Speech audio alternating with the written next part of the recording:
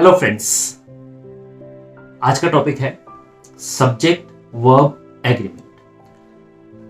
इस subject verb agreement को हम सब्जेक्ट वर्ब कॉन्कॉर्ड भी कह सकते हैं। सब्जेक्ट वर्ब एग्रीमेंट को हम एक तरह से कॉलोकेशन भी कह सकते हैं। हालांकि कॉलोकेशंस पे आप में से कुछ लोग शायद ऑब्जेक्शन करेंगे, लेकिन मैं अभी बताऊंगा कि इसको हम कैसे कॉलोकेशन भी कह सकते हैं। तो देखिए, बहुत बेसिक चीज है। आज बहुत ही बेसिक बना रहा हूं मैं, क्योंकि आप लोगों के पहले फरमाइश आई है काफी लोगों की, थोड़ा एडवांस लेवल के बने हुए थे वर्ब के बारे में। तो आज हमने जो जो मुझे बात करनी है आपसे, वो बात करनी है सब्जेक्ट वर्ब एग्रीमेंट। अब ये सब्जेक्ट वर्ब एग्रीमेंट बेसिकली क्या चीज है? ये एग्रीमेंट क्या, कौन सा एग्रीमेंट है एक्चुअली जिसकी हम बात करते हैं? आपने अक्सर ग्रामर बुक्स में पढ़ा होगा या लोगों से सुना होगा कि सब्जेक्ट वर्ब एग्रीमेंट होता है कुछ। देखिए, किसी भी इंग्लिश के सेंटेंस में, जब आई एम टॉकिंग अबाउट इंग्लिश के जो सेंटेंसेस होते हैं, उस सेंटेंस में यूजुअली 90% से लेकर 99% तक एक सब्जेक्ट होता है और एक प्रेडिकेट होता है। ये दो चीजें तो जरूर होती है। अब ये सब्जेक्ट और प्रेडिकेट क्या है, इसको भी समझ लेते हैं थोड़ा सा। सब्जेक्ट जो है वो एजेंट है, वो पर्सन है, या वो थिंग भी हो सकती है कोई, जो उस एक्शन को कर रहा है, जो उस काम को कर रहा है सब्जेक्ट के अंदर। और बाकी का पार्ट जो है वो प्रेडिकेट है, जिसमें वर्ब आता है मेनली। कुछ ऐसे भी सेंटेंसेस हो सकते हैं जिसमें सब्जेक्ट ना हो या इसमें वर्ब ना हो, वो हम बाद में बात करेंगे। लेकिन बेसिकली हर एक, जैसे मैंने कहा 90 से 99% तक ये होता है। तो सब्जेक्ट क्या है? जैसे I am talking to you, अभी तो ये इसमें आई हो गया सब्जेक्ट, आई एम टॉकिंग जो हो गया वो हो गया वर्ब। ऐसे ही you are watching my video, तो यू हो गया subject, are watching my video, तो आर वॉचिंग जो है ये हो गया वर्ब। अब यहां पर जो मैंने आपसे दो सेंटेंसेस बोले इंग्लिश में, एक में था हमारा I am talking to you, और दूसरे में था यू आर। ये दोनों सेंटेंसेस में मैंने आई के साथ एम का यूज किया और यू के साथ आर का यूज किया। मैंने आई के साथ वॉज क्यों नहीं बोला? आई वॉज भी हो सकता था, लेकिन अभी हमारा चल रहा है तो ये करेक्ट तो है। लेकिन अगर मैं बोलूं आई के आर, तो गलत हो जाएगा। आई आर नहीं हो सकता। आई एम तो हो सकता है, आई वॉज भी हो सकता है, लेकिन आई आर नहीं होगा। या आई इज, आई इज अजीब लग रहा है। ऐसे ही यू आर वॉचिंग, तो यू एम, ये मैं नहीं कह सकता यू एम वॉचिंग। तो ये जो आई के साथ एम का आना और यू के साथ आर का आना, बेसिकली यही सब्जेक्ट वर्ब एग्रीमेंट है। इससे हमारा मतलब क्या है कि जब भी कोई सब्जेक्ट आएगा तो उस सब्जेक्ट के बाद जो वर्ब हम रखेंगे, वो वर्ब इस सब्जेक्ट के अकॉर्डिंग आएगा जिस सब्जेक्ट को हम रख रहे हैं। अब ये यूजुअली जो खासतौर से हेल्पिंग वर्ब है, उनके साथ क्या होता है मैं आपको बहुत मोटे मोटे तौर से बता देता हूं। आई के साथ एम का यूज होता है, हम सबको पता है। ही, शी, इट या सिंगल नेम, इज का यूज होगा, और अगर पास्ट है तो वॉज का यूज होगा, और अगर प्रेजेंट का जो परफेक्ट है तो उसके साथ हैज का, या प्रेजेंट का जो सिंपल हैज जिसमें हैज का यूज करते हैं, वहां पर हैज का यूज होगा। तो ही, शी, इट और सिंगल नेम, कोई भी सिंगल थिंग, उसके साथ इज का यूज, वॉज का यूज और हैज का यूज और डज का यूज, ये चार यूज होंगे। अब बाकी जो रह गया, आई के साथ तो स्पेशल केस है, आई के साथ एम का यूज होता है प्रेजेंट में। बाकी आई के साथ जो है वो उसमें पास्ट में वॉज का यूज होगा, आई के साथ जो है वो हैव का यूज होगा। अब आते हैं प्लूरल।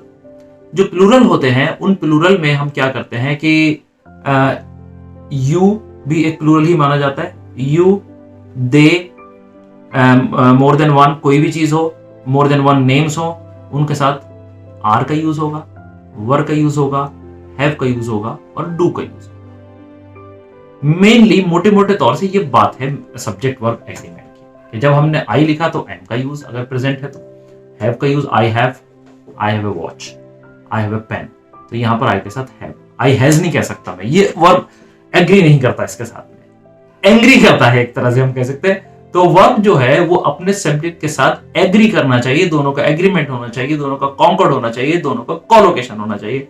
तो आई के साथ एम जो है ये एक तरह से कॉलोकेशन हो गया। कॉलोकेशन क्या होता है? जब एक जैसे वर्ड एक साथ रखे जाते हैं, जैसे कार, पार्किंग। अब कार स्टेइंग भी तो कह सकते हैं, लेकिन अजीब लगता है। कार के साथ पार्किंग का ही वर्ड यूज होता है, कार पार्क है। तो ये इसका कोलोकेशन है, यानी एग्रीमेंट कह सकते हैं, ये इसका फ्रेंड है एक तरह से, ये कह सकते हैं। तो कुछ वर्ड्स जो है वो साथ साथ आते हैं हमेशा, जैसे क्लोज फ्रेंड। क्लोज का मतलब तो बंद करना होता है वैसे, लेकिन क्लोज फ्रेंड्स होते हैं, और फास्ट फ्रेंड होते हैं। अब फास्ट का मतलब तो तेज तेज दौड़ना होता है, लेकिन ये दोनों का जो है एग्रीमेंट है या कोलोकेशन, इस सेंस में मैं वर्ड यूज कर रहा था, कोलोकेशन। अब आता है कि ये तो बड़ा सिंपल सा रूल हो गया पहले, लेकिन अब मान लीजिए मैं कहूं आई एंड यू। अब यू के साथ आता है आर और आई के साथ आता है एम। अब आप कंफ्यूज तो नहीं हो रहे? आई एंड यू, अब आगे क्या आएगा? या यू एंड आई। यूजुअली जब हम ऐसे लिखते हैं तो यू पहले आएगा। You and I R watching this video. अब यहां पर जो है वो प्लूरल बन गया। मैंने बताया था ना, एक से ज्यादा हो तो आई और यू मिलाकर के हुआ प्लूरल, तो प्लूरल के साथ आता है आर, या वर्ब पास्ट में, या हैव, या डू। आई के साथ तो वैसे भी डज आ ही नहीं सकता, डू आएगा, हैव आएगा, बस वहां पर आर में और एम में जो है वो प्रेजेंट में बस इतना ही है। बाकी अब आपको कहीं से भी मिले जहां प्लूरल मिलते जाए, एक से ज्यादा जहां मिलते जाए, वहां पर आप उनको एंड लगा के लिखे हो। अब वो एज वेल एज का भी एक रूल है, उसको मैं किसी बाद में जब जिस दिन इसका कंजंक्शंस की बात करूंगा तो उसमें आपको बताऊंगा। ये थोड़ा बेसिक लेवल का है, तो अभी मैं एज वेल एज पे नहीं जाऊंगा। यहां पर सिर्फ एग्रीमेंट की बात हो रही है कि कौन सा वर्ब किसके साथ एग्री करता है। मैं आपको कुछ एग्जांपल्स देता हूं। एग्जांपल देखिए, मैंने हमेशा अपने वीडियोस में कहा है आपसे कि ग्रामर हो या लैंग्वेज हो, उसका यूज जब नहीं करेंगे तो बेकार। हम सीख किस लिए रहे हैं? लैंग्वेज यूज करने के लिए, बोलने के लिए। हमें इंग्लिश बोलना है किसी के साथ, तभी इसीलिए तो हम सीख रहे हैं। या लिखनी होगी, दो ही काम हो सकते हैं। आजकल लिखने का चलन काफी कम हो गया जब से ये मोबाइल फोन आया है, तो हम लोग हर एक से कम्युनिकेट कर सकते हैं रियल टाइम में। अभी मैं आपसे बात कर रहा हूँ और इसी टाइम में बैठे बैठे पता लगा अमेरिका बात करने लगा। अभी तो यहाँ पर रात का 1 बजा है, वहां पर जो है दिन का 1 बजा होगा, तो हम दोनों बात कर सकते हैं। तो उस बात को बात करने के लिए कौन सी लैंग्वेज यूज करेंगे? यूजुअली हम इंग्लिश यूज करते हैं जब किसी विदेशी से बात करते हैं, यूजुअली, और भी विदेशी भाषाएं हैं, नो डाउट अबाउट इट। तो हमारा जो लैंग्वेज का यूज है वो अगर हमें नहीं आता, हमें स्पीकिंग नहीं आ रही, हमें लिखना नहीं आ रहा, तो फिर लैंग्वेज हम क्यों सीख रहे हैं? ये जानना बहुत जरूरी है। लैंग्वेज लर्निंग जो है वो किस लिए हो रही है? लैंग्वेज का यूज नहीं हो रहा तो लैंग्वेज लर्निंग बेकार है। ग्रामर के लिए नहीं सीखते हम, ग्रामर लैंग्वेज के लिए सीखते हैं। तो अब मैं आपको यूज दे रहा हूं इसका। बहुत सारे सेंटेंसेस मैं आपको लिख रहा हूं, यहां पर आपके सामने सेंटेंसेस आने लग जाएंगे, एक एक करके सेंटेंस आप देखते हैं। जैसे you and I R playing a game. She and I have gone to the cafe। यहां पर have आया, she है जबकि, लेकिन she के साथ I आया तो 2 हो गए, और 2 प्लूरल होता है इंग्लिश में, इसलिए have का यूज हुआ। You and she do not go together या don't go together। do not और don't, अब वो कॉन्ट्रैक्शन वाला एक बनाऊंगा तो आपको बताऊंगा do not और don't। She does not come here every day। He does not go to school every day। अब आप देखते हैं he के साथ does का यूज हो रहा है, लेकिन अगर हम they कहें तो they do this work every day। My father reads the newspaper every day। या my father के साथ reads, read नहीं हो सकता। कभी अगर आपने read लिख दिया तो गलत हो जाएगा सेंटेंस प्रेजेंट में। My father reads the newspaper every day। The sun rises in the east every day। The washerman washes our clothes every day। तो यहां पर देखिए आप एस या ईएस का यूज किसके साथ हो रहा है? जो थर्ड पर्सन है और सिंगुलर है, तो इसका एग्रीमेंट जो है वो एस के साथ बनता है। जाके जब वर्ब में एस लगाते हैं तब, या ईएस लगाते हैं। ऐसे ही the book falls from the table. ठीक है, as soon as he enters the book falls from the table. यहां पर falls, as soon as he enters, दोनों जगह हमने एस का यूज किया है। यही एग्रीमेंट बस होता है। अगर ये एग्रीमेंट पकड़ लिया आपने, और खास बात यह है कि कुछ और भी वर्ब है जिनके साथ एग्रीमेंट का कोई फर्क नहीं पड़ता। डिड है, अब डिड किसी के साथ भी लाइए डिड ही रहेगा। आई के साथ भी डिड, यू के साथ डिड, ही के साथ डिड, शी के साथ, दे के साथ, सबके साथ डिड। मस्ट है, शुड है, ये सब तो एक तरह से कह सकते हैं कि न्यूटर है, तो एक तरह से ये सबके साथ फिट हो जाते हैं। प्रॉब्लम सिर्फ कहां आती है? 3 या 4 जगह ही आती है, बस ज्यादा जगह नहीं है। देखिए इंग्लिश में इज, आर, एम, एक तो यहां दिक्कत आती है। एस या ईएस जो लगता है प्रेजेंट इंडेफिनिट टेंस में, वहां आती है। तो मैंने आपको बता ही दिया, ही, शी, इट, डज। आई के साथ do, you do, they do, he and she do, अब दोनों मिल गए तो डबल हो गया। जहां डू आ रहा है वहीं पर हैव आएगा, I have, you have, they have, she and he have, not has. ये एग्रीमेंट है बस। अगर इसको हम समझ गए तो हमारे कोई भी सेंटेंस इंग्लिश में ग्रामर में गलत नहीं होंगे। और स्पीकिंग की प्रैक्टिस करते जाइए करते जाइए करते जाइए। मैंने इतने सारे सेंटेंस आपको दिए और दे रहा हूं अभी। दे वर, यू वर, आई वॉज, है ना इंटरेस्टिंग। आई वर भी यूज होता है वो जब हम काश के रूप में यूज करते हैं। अगर मैं ऐसा करता तो आई वर, अगर मैं आपकी जगह होता तो इफ आई वर यू, तो मैं ऐसा कर लेता, then I would have done this. तो वो एक दूसरा सेंस है। लेकिन जो अभी हम जिस बेसिक चीज की बात कर रहे हैं उसमें सिर्फ इतना जानना जरूरी है कि किस वर्ब, किस सब्जेक्ट के साथ कौन सा वर्ब और कौन से वर्ब के साथ कौन सा सब्जेक्ट। तो एक मोटे मोटे रूप से कहा जाता है कि every verb should agree with its subject in person and gender and tense. कई बार जेंडर से भी होता है, हालांकि यूजुअली ज्यादा फर्क नहीं पड़ता, वो प्रोनाउन होता है, हिज और हर, जहां यूज करते हैं। तो अब देख लीजिए कि मैंने इतने सेंटेंस आपको दिए, कुछ और दे देता हूं। She has, it has been raining since morning, it has, she has, he has, it does, she does, he does, I do। यही गड़बड़ होती है बस। they do, they don't, I don't, she doesn't या does not, ठीक है। he does not, ये जो है ये पकड़ना है बस आपको। बहुत बार बार मैं आपको रिपीट करके कह रहा हूं इस चीज को, क्योंकि पिछले वाले में लोगों ने कहा बड़ा एडवांस वीडियो बनाया है आपने वो, तो मैंने सोचा बेसिक बना देता हूं। जो बिगनर है, अब बिगनर आप किसी भी एज के हो सकते हैं, आपकी एज तो 20 साल है लेकिन आप बिगनर हैं इंग्लिश में, तो कोई दिक्कत नहीं, आप देखिए इस वीडियो को।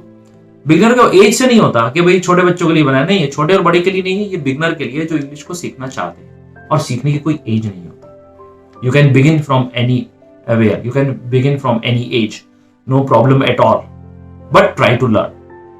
नुकसान में वो लोग रहते हैं जो सीखना नहीं चाहते। जो सीखना चाहते हैं उनके लिए तो कोई परेशानी है ही नहीं।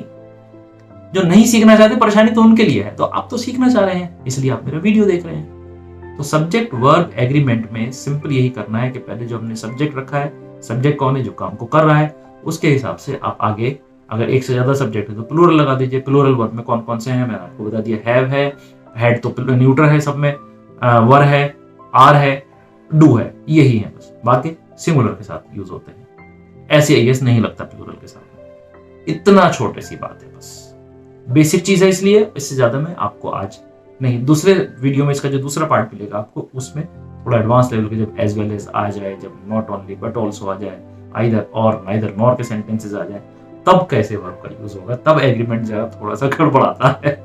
तो उसको मैं, लेकिन अभी मैं वो कॉम्प्लेक्स और कंपाउंड सेंटेंसेस जब होते हैं तो वहां पर दिक्कत आती है। अभी भी सिंपल वाले होता है आपको, जिसमें एक ही वर्ब है। जब मल्टीपल वर्ब या मल्टीपल ये आपके सब्जेक्ट्स आते हैं, then we have some problem. तो वो एडवांस लेवल का है, पहले इसकी प्रैक्टिस कीजिए आप। एक हफ्ता इसकी प्रैक्टिस कर लीजिए, 1 वीक में आपको बहुत अच्छे से आ जाएंगे सारे। You will not be staggering with this, you will not be having any confusions with all these things because it's based on practice। Sorry इस वीडियो में थोड़ा डॉग्स की बार्किंग पीछे हो रही है, पड़ोसी के यहाँ डॉग्स है, रात का टाइम इसीलिए मैं चूज करता हूँ, लेकिन फिर भी आई एम सॉरी। अच्छा हाँ, एक चीज और बता दूं आपको, हर वीडियो के साथ आजकल मैं गूगल फॉर्म लगाता हूँ। गूगल फॉर्म एक क्विज होता है जो नीचे आपको डिस्क्रिप्शन बॉक्स में मिलेगा, ब्लू कलर का, उस पर लिखा हुआ गूगल फॉर्म। आप उस पर क्लिक करें तो क्विज खुलेगा आपके सामने। उस क्विज को आप कितनी बार भी कीजिए, जितनी बार भी आप करेंगे आपको राइट आंसर्स मिलेंगे और आपका स्कोर भी पता लगेगा। अगर 15 उसमें मैंने क्वेश्चंस दिए हैं और आपके 15 ठीक हो गए तो 15/15 आपका आ जाएगा। अगर 14 थे हुए तो 14/15 आ जाएगा, 15/14। मैथमेटिक्स थोड़ा वीक है। तो आपने जितनी बार भी अटेम्प्ट करना चाहे करें, और आप उसको चाहें तो मुझसे ले भी सकते हैं, मुझे मेल करके, मैं मेल से आपको भेज दूंगा आपका स्कोर, नहीं तो आपको स्कोर वहीं मिल रहा है। तो आप इससे आपकी प्रैक्टिस होती रहेगी बार बार, जितनी बार आप करना चाहें करिए। सारे गूगल फॉर्म ओपन रहते हैं मेरे साथ हमेशा। तो आपको ये एक एक्स्ट्रा एडवांटेज मिल रही है इसमें कि आपको जो मैंने सेंटेंसेस दिए हैं उस सेंटेंसेस के बेस पर आप उसको ट्राई कीजिए उस क्विज को, और इंटरेस्टिंग क्विज है, अपने फ्रेंड्स के साथ शेयर कर लीजिए अगर आपको अच्छा लगता है। अपने टीचर से बात कीजिए इसके बारे में कि ये वीडियो अच्छा है, हाँ देख आप भी देखिए, और हो सकता है आपके टीचर ने आपको भेजा हो ये वीडियो। और वही आखिरी बात, आपका फीडबैक चाहिए, क्योंकि फीडबैक के बेस पर ही मैं वीडियोस बनाता हूँ। जैसा आप कहते हैं, ये अगेन वही बात है कि ये तो फ्री ऑफ कॉस्ट सेवा है आप सबके लिए, और जैसे जैसे आप लोग डिमांड करते जाते हैं, फरमाइश रखते जाते हैं, आपका जैसा ऑर्डर होता है वैसा मैं आपके लिए वीडियोस बनाता हूँ। ऑन डिमांड है, तो बस वीडियो देखते रहिए, सीखते रहिए, सिखाते रहिए और मेरे लिए दुआ देते रहिए, बस और क्या। बाकी आप सेफ रहिए, बिकॉज मैं ऑलवेज एक बात कहता हूँ, यू आर प्रेशियस। और वही बात, शेयर कर दीजिए, लाइक कर दीजिए और इसको और लोगों तक फैला दीजिए, वायरल कर दीजिए। पता नहीं क्या क्या लोग कहते हैं, सब्सक्राइब करके वो बेल वाला बटन दबा दीजिए तो ये आपको नोटिफिकेशन मिल जाएंगे। ऑल दीज थिंग्स ये सब कहते रहते हैं, आपको पता ही है क्या क्या कहते हैं। But be safe, be healthy, be cautious. और अगर कोरोना टाइम में आप ये देख रहे हैं तो वही वाला मास्क का यूज करना है, सैनिटाइजर का यूज करना है, हैंड्स को धोना है और 2 मीटर दूर रहना है हर बंदे से, सिवाय अपनी फैमिली में जो जहां आप बैठे हो। Thank you very much, have a nice time, bye.